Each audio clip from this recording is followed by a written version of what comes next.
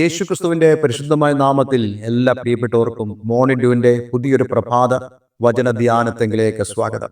കഴിഞ്ഞ ദിവസം നമുക്ക് വളരെ അനുഗ്രഹിക്കപ്പെട്ട വേദവചനം മത്തായിയുടെ സുവിശേഷം 19-ാം അധ്യായം അതിന്റെ 27 മുതലുള്ള വാക്യങ്ങളിൽ നിന്നും ചിന്തിപ്പാൻ തക്കോണം ദൈവം നമ്മെ സഹായിച്ചല്ലോ. പത്രോസ് അപ്പോസ്തലൻ യേശുവിനോട് ഒരു ചോദ്യം ചോദിച്ചു. ഞങ്ങൾ സകലവും വിട്ട് നിന്നെ അനുഗമിച്ചുവല്ലോ, ഞങ്ങൾക്ക് എന്ത് കിട്ടും എന്ന് ചോദിച്ചു. അതിന് യേശു പറഞ്ഞ മറുപടി, താൻ ആത്മീയമായ ഒരു വാഗ്ദത്തം അവർക്ക് നൽകുകയായിരുന്നു. ആ വാഗ്ദത്തത്തിലൂടെ നമുക്ക് മനസ്സിലാക്കാവുന്ന ഒരു കാര്യം, ദൈവം എപ്പോഴും തൻ്റെ ദൈവരാജ്യം, തൻ്റെ രാജ്യം ആദ്യം എന്ന നിലയിൽ നമ്മളോട് അന്വേഷിക്കാൻ ആവശ്യപ്പെടുന്നു.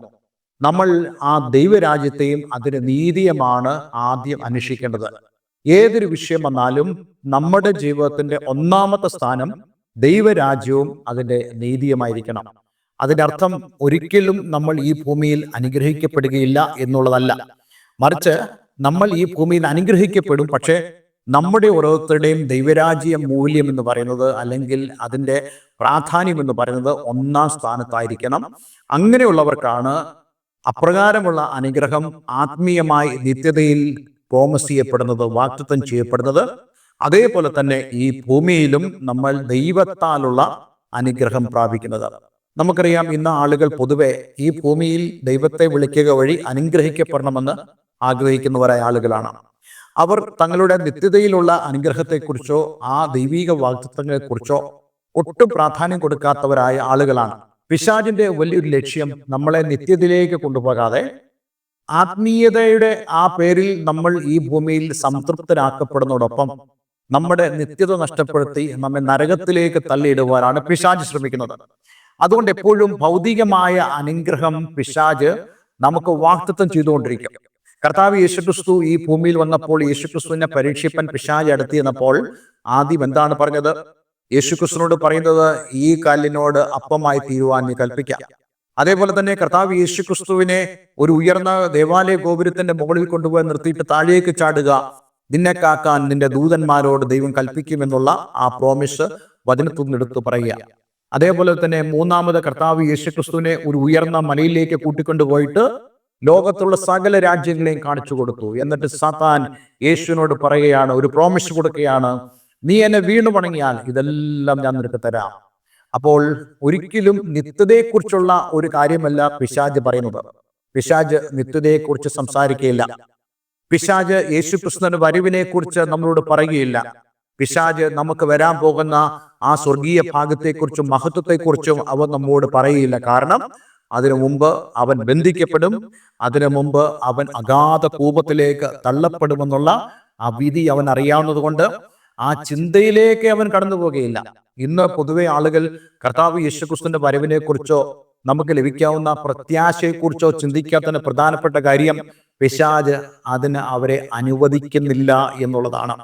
അപ്പോൾ കർത്താവ് യേശുക്രിസ്തുവിന്റെ മറുപടി എപ്പോഴും ആത്മീയമായിരുന്നു. കർത്താവിന്റെ മറുപടി എപ്പോഴും ദൈവരാജ്യ സംബന്ധമായി നമുക്ക് ദൈവരാജ്യത്തിൽ ലഭിക്കാൻ പോകുന്ന പദവികളെ കുറിച്ചായിരുന്നു. ഇന്നും കർത്താവ് അതാണ് നമ്മോട് പറയുന്നത്. പക്ഷെ നമ്മൾ പൊതുവെ ആവശ്യപ്പെടുന്നത്, കർത്താവെ, എനിക്ക് പത്രോസിനെ പോലെ ഈ ഭൂമിയിൽ ചില അനുഗ്രഹങ്ങൾ ലഭിക്കണം എന്നുള്ള ആഗ്രഹമാണ് പലർക്കുമുള്ളത്. പക്ഷെ അതെല്ലാം മാറ്റിവെച്ച് ആത്മീയമായ ആ വാഗ്ദത്തത്തിന് നമ്മൾ ചെവിയോർത്ത് അതിനുവേണ്ടി പ്രതീക്ഷയോടുകൂടെ കാത്തിരിക്കുവാൻ നമുക്ക് ഏവർക്കും ദൈവം നമ്മെ സഹായിക്കട്ടെ. ഇന്ന് അതിന്റെ 2-ാം ഭാഗത്തിലേക്കാണ് നമ്മൾ കടക്കുന്നത്. 29-ാമത്തെ വാക്യം, എന്റെ നാമനിമിത്തം വീടുകളെയോ സഹോദരന്മാരെയോ സഹോദരികളെയോ അപ്പനെയോ അമ്മയോ മക്കളെയോ നിലങ്ങളെയോ വിട്ടുകളഞ്ഞവന് എല്ലാം 100 മടങ്ങ് ലഭിക്കും, അവൻ നിത്യജീവനെയും അവകാശമാക്കും. നോക്കുക, ഈ വാഗ്ദത്തം വാസ്തവത്തിൽ നമുക്ക് വളരെ സന്തോഷകരമായ ഒരു വാഗ്ദത്തമാണ്. കാരണം നമ്മൾ ഈ വാഗ്ദത്തം ആദ്യം സംഭവിക്കണമെന്ന് ആഗ്രഹിക്കുന്നവരായ ആളുകളാണ്. പക്ഷേ ഇവിടെ കൊടുത്തിരിക്കുന്ന ആത്മീയമായ ആ അനുഗ്രഹം നമുക്ക് പിന്നീടാണ് ലഭിക്കുന്നതെങ്കിലും നമ്മളുടെ പ്രയോറിറ്റി, നമ്മുടെ മുൻഗണന എന്ന് പറയുന്നത് ആത്മീയമായ ആ വാഗ്ദത്തത്തിനാണ്. എന്നാൽ പത്രോസ് ആഗ്രഹിക്കുന്നത് പത്രോസ് ആഗ്രഹിക്കുന്നത് ഈ ലോകത്തിൽ ഞങ്ങൾക്ക് എന്തു കിട്ടും?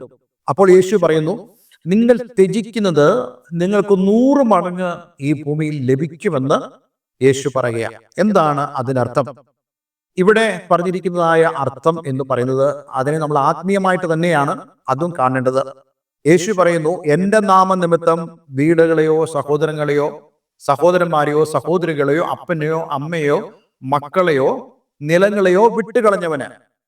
അതായത് പത്രോസ് അവൻ പടകും വലയും വിട്ടതുപോലെ, അല്ലെങ്കിൽ അവന്റെ മാതാപിതാക്കളെ അവൻ വിട്ടതുപോലെ, അതിനർത്ഥം അവരെ ഉപേക്ഷിക്കുക എന്നുള്ള അർത്ഥമല്ല. മറിച്ച് അവരോടുകൂടെ ഇരുന്നവരായ ആളുകൾ കൂടുതൽ സമയങ്ങൾ ദൈവരാജ്യത്തിനു വേണ്ടി സമയം ചെലവഴിക്കുകയും അതേപോലെ തന്നെ അവർ കർത്താവ് യേശുക്രിസ്തുവിനെ അനുഗമിക്കുക നിമിത്തം മാതാപിതാക്കൾ, സഹോദരങ്ങൾ, സഹോദരിമാർ, അപ്പൻ, അമ്മ, മക്കൾ ഇവരെല്ലാം തന്നെ അവരെ വെറുക്കുകയും ചെയ്തതായ ഒരു സാഹചര്യം. അവരുടെ വെറുപ്പൊക്കെ അവഗണിച്ചുകൊണ്ട് കർത്താവ് യേശുക്രിസ്തുവിനെ നിങ്ങൾ അനുഗമിക്കുന്നെങ്കിൽ നിങ്ങൾക്ക് ഇവിടെ പറയപ്പെട്ടതായ കാര്യങ്ങൾ, അതായത് നിങ്ങൾക്ക് വീടുകൾ, സഹോദരന്മാർ, സഹോദരികൾ, അപ്പൻ, അമ്മ, മക്കൾ, നിലങ്ങൾ ഇവ 100 മടങ്ങ് കിട്ടുമെന്ന് പറയുമ്പോൾ നിങ്ങൾക്ക് 100 സഹോദരിമാരെ ലഭിക്കുമെന്നാണോ? നിങ്ങൾക്ക് 100 ഭാര്യമാരെ ലഭിക്കുമെന്നാണോ? നിങ്ങൾക്ക് 100 നിലങ്ങൾ ലഭിക്കുമെന്നാണോ? അങ്ങനല്ല അതിന്റെ അർത്ഥം.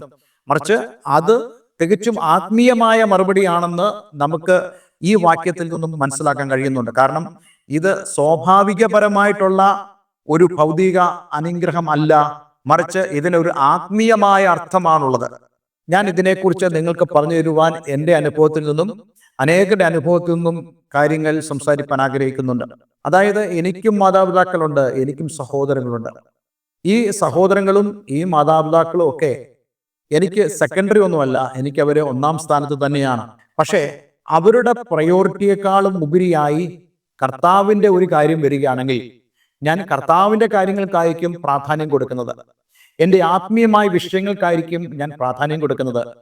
ഒരു സമയമാണെങ്കിൽ പോലും സമയത്തിനായിരിക്കും ഞാൻ പ്രാധാന്യം കൊടുക്കുന്നത്. അതുകൊണ്ട് എന്താണ് സംഭവിക്കുന്നത്? ദൈവം ഈ ഭൂമിയിൽ എൻ്റെ ആത്മീയ ജീവിതത്തിൽ എൻ്റെ മാതാപിതാക്കളെ പോലുള്ള ആത്മീയ മാതാപിതാക്കളെ ദൈവം എനിക്ക് തരും. എൻ്റെ സഹോദരങ്ങളെ പോലുള്ള ആത്മീയ സഹോദരങ്ങളെ എനിക്ക് തരും. അതേപോലെ തന്നെ എൻ്റെ മക്കളെ പോലുള്ള ആത്മീയ മക്കളെ ദൈവം എനിക്ക് തരും.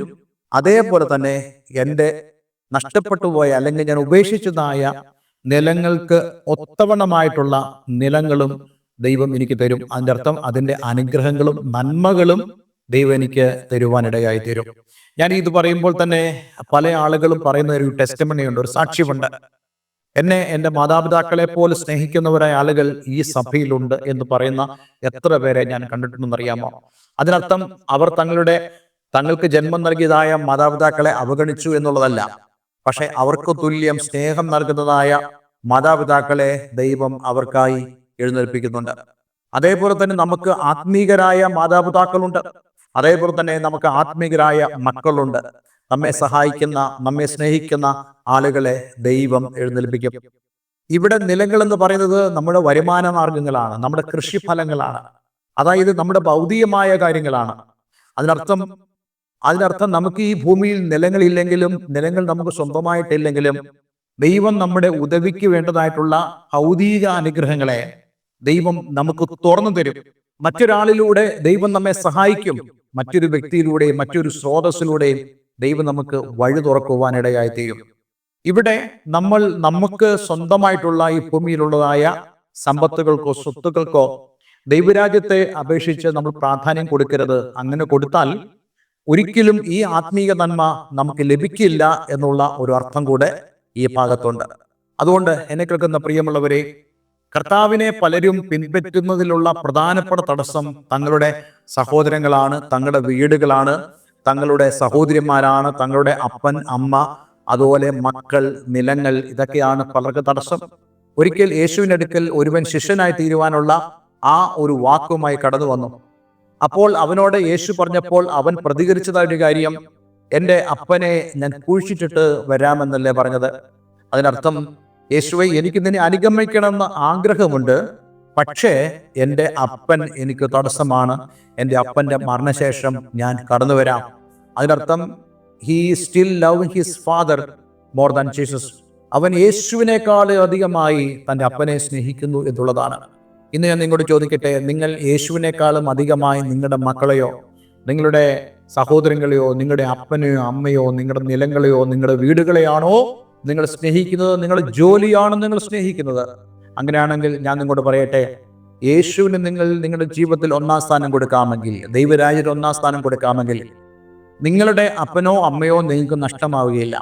നിങ്ങളുടെ മക്കളോ നിങ്ങളുടെ വീടോ നിങ്ങളുടെ നിലങ്ങളോ നിങ്ങൾക്ക് നഷ്ടമാകുകയില്ല. എന്ന് മാത്രമല്ല, നിങ്ങൾ പ്രാധാന്യം കൊടുക്കാത്തതായ ഈ കാര്യങ്ങൾക്ക് ആത്മീയമായ ചില മറുപടികൾ, ആത്മീയമായ ചില നന്മകൾ ദൈവം ഈ ഭൂമിയിൽ, അങ്ങനല്ലേ പറഞ്ഞിരിക്കുന്നത്, എല്ലാ 100 മടങ്ങും അവന് ലഭിക്കുമെന്ന് കർത്താവ് വളരെ വ്യക്തമായി നമ്മളോട് പറയുകയാണ്.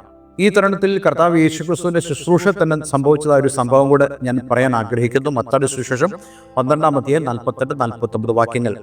അത് പറഞ്ഞവനോട് അവൻ, എൻ്റെ അമ്മ ആർ, എൻ്റെ സഹോദരന്മാർ ആർ എന്ന് ചോദിച്ചു. ശിഷ്യന്മാരുടെ നേരെ കൈ നീട്ടി, ഇതാ എൻ്റെ അമ്മയും എൻ്റെ സഹോദരന്മാരും എന്ന് യേശു പറഞ്ഞു.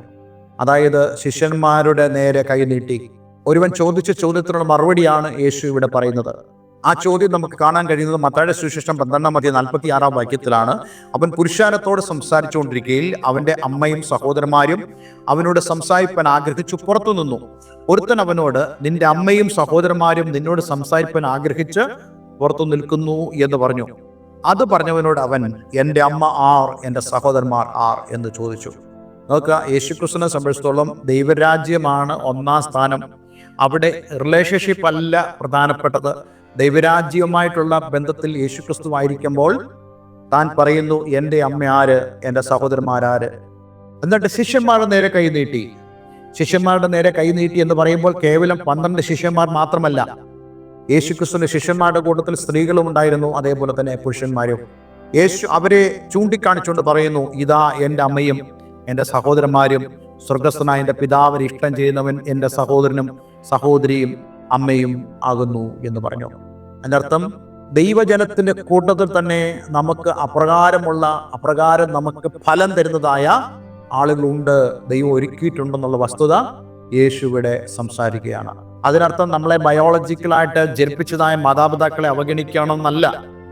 പക്ഷെ അവർ കർത്താവ് യേശുക്രിസ്തുവിനെ അനുഗമിക്കുന്നതിൽ ഒരു തടസ്സമായി തീരുമ്പോൾ നമ്മൾ അവരെക്കാൾ ഉപരി ദൈവരാജ്യത്തിന് പ്രാധാന്യം കൊടുത്ത്, എന്നാൽ അവരെ നമ്മൾ കാര്യമായി നോക്കുകയും സഹായിക്കുകയും ചെയ്യുന്നതോടൊപ്പം തന്നെ നിങ്ങൾക്ക് അവരുടെ സ്നേഹമോ അവരുടെ പരിലാളനമോ അവരുടെ പരിഗണനയോ നഷ്ടപ്പെട്ടു പോയാലും അതിന് തുല്യമായോ അതിനപ്പുറമായോ നിങ്ങൾക്ക് അത് നൽകുന്നതായ മാതാപിതാക്കളെയും സഹോദരങ്ങളെയും വീടുകളെയും നിലങ്ങളെയും നിങ്ങൾക്ക് പാർക്കാനുള്ള ഇടങ്ങളും നിങ്ങൾക്ക് വേണ്ട വരുമാന മാർഗങ്ങളും കർത്താവ് തരുമെന്നുള്ള ഒരു വലിയ പ്രോമിസാണ് ഇവിടെ യേശു പത്രോസിന്റെ ചോദ്യത്തിന് മറുപടി കൊടുക്കുന്നത്, നമ്മുടെയും ചോദ്യത്തിനുള്ള മറുപടി. അതുകൊണ്ട് ഈ വചനം നമ്മുടെ ഹൃദയത്തിൽ ഹൃദയസ്ഥമാക്കിക്കൊണ്ട് ആത്മീയ ദൈവരാജ്യത്തിൽ സന്തോഷത്തോടെ ജീവിപ്പാൻ ദൈവം നമ്മെ സഹായിക്കട്ടെ. ഒരു വാക്ക് പ്രാർത്ഥിക്കാം. സ്വർഗീയ പിതാവേ, എന്ന് ഞങ്ങളെ കേൾപ്പിച്ച വളരെ മനോഹരമായ സന്ദേശത്തിനായി സ്തോത്രം. ആത്മീയ ദൈവരാജ്യത്തിൽ ഞങ്ങൾ എപ്രകാരം സന്തോഷിക്കണം, ആത്മീയ ദൈവരാജ്യത്തിൽ ഞങ്ങൾ ഉപേക്ഷിച്ച് കടന്നു വന്നതായ കാര്യങ്ങൾ, പലപ്പോഴും ഈ ഭൂമിയിൽ എന്ത് കിട്ടുമെന്നുള്ള ഒരു കൺസേൺ പത്രോസിനെ പോലെ ഞങ്ങൾക്കുണ്ടാകുമ്പോൾ കർത്താവ് ഞങ്ങൾക്ക് തരുന്നതായ 2 പ്രധാനപ്പെട്ട വാക്തത്വങ്ങൾ ഞങ്ങൾക്ക് ചിന്തിപ്പാൻ തക്കവണ്ണം അങ്ങ് സഹായിച്ചല്ലോ. ഈ വചനം കേൾക്കുന്ന ഏവരെ ഞാൻ യേശുവിൻ്റെ നാമത്തിൽ അനുഗ്രഹിക്കുന്നു. പ്രാർത്ഥന കേട്ടതിന് നന്ദി. യേശു ക്രിസ്തുവിൻ നാമത്തിൽ തന്നെ. ആമേൻ, ആമേൻ. ഇന്നത്തെ വചനം നിങ്ങളുടെ ജീവിതത്തിൽ വലിയ അനുഗ്രഹമായി തീർന്നു എന്ന് ഞാൻ വിശ്വസിക്കുന്നു. ഈ വചനങ്ങൾ നമ്മുടെ ഹൃദയത്തിൽ സംഗ്രഹിക്കുക. നമ്മുടെ പല ചോദ്യങ്ങൾക്കും നമ്മുടെ ഉത്കണ്ഠകൾക്കും മറുപടി തരുന്നതായ സന്ദേശമാണ് ഈ സന്ദേശം. ഇതിൻ്റെ മുമ്പിലത്തെ സന്ദേശങ്ങൾ നിങ്ങൾക്ക് നഷ്ടമായിട്ടുണ്ടെങ്കിൽ ദയവായി ഞങ്ങളുടെ യൂട്യൂബ് ചാനൽ സന്ദർശിക്കുക. ആത്മീയമായ പ്രാർത്ഥനയ്ക്കും കൂട്ടായ്മയ്ക്കും ഞങ്ങളെ സമീപിക്കാവുന്നതാണ്. എല്ലാവർക്കും നല്ലൊരു ദിവസം ആശംസിക്കുന്നു. God bless you all.